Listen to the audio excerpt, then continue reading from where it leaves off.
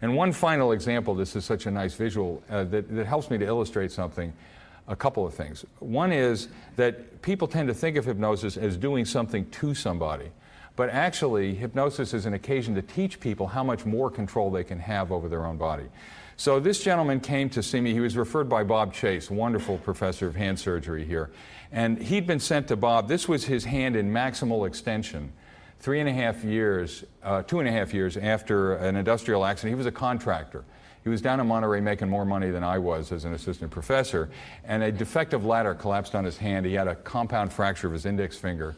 And he had terrible pain. It healed very badly. And this was his hand 2.5 years later. And the insurance company was secretly filming him to prove that he could actually use the hand and he was faking it. Now, I wouldn't believe that from a patient, despite the fact that I don't like insurance companies. However, it was in his medical record. They were trying to prove that he could really use the hand. He wasn't.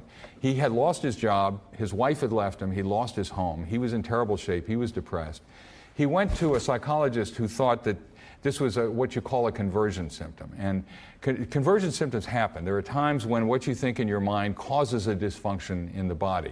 Examples are what are called pseudo-seizures, where you're stressed and suddenly you start to act as though you have epilepsy, even though there's not a seizure focus in the brain. But any medical problem is always a combination of what's going on in the mind and what's going on in the body. And the dumbest thing you can say to a patient is it's all in your head. You know, because number one, it's never entirely true. You know, I mean, even people with spinal cord injuries rehabilitate differently depending on their attitude and how hard they work at rehabilitation. So there's always a mental component to it. But what's the other reason why telling a patient it's all in their head is a really bad idea? Put yourself in the position of the patient. Why would you not like that? Because you're marginalizing what they're saying. You're trivializing right. what they're saying. Right. That's part of it, that you're not taking them seriously. There's another reason too. Yes? Start feeling low and disappointed, and so your brain will work in the opposite direction of not inspiring you to be inspiring. Okay, good. So you're teaching them a failure experience instead of a success experience. That's right. There's another part too. Yes? Well, it's the patient's fault that right. they're having the problem itself. Right, right. It's the patient's fault. You're blaming the victim, which we're very good at. Yes. There's another reason though. Yes? I'll show you it's not all in my head. Right.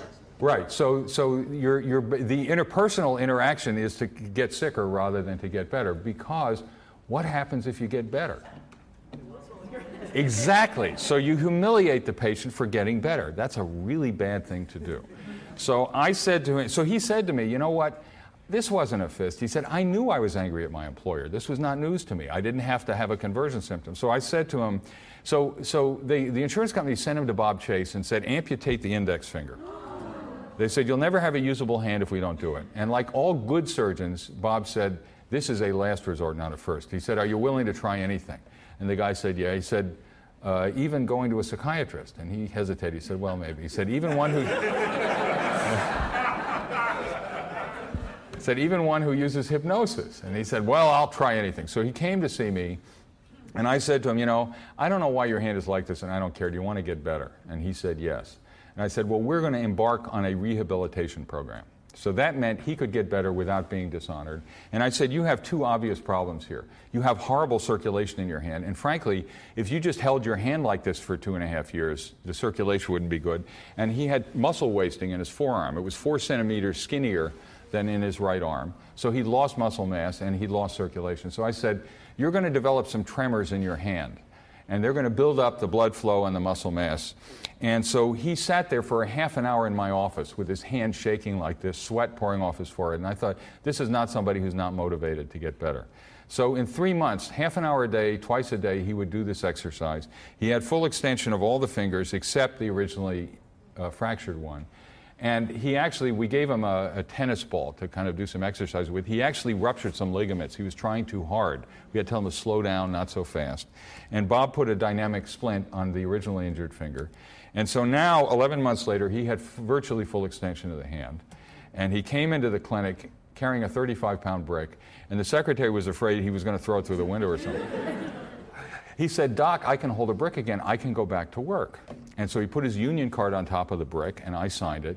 He had to sue the insurance company to take him off disability. They would not believe now that his hand was actually working.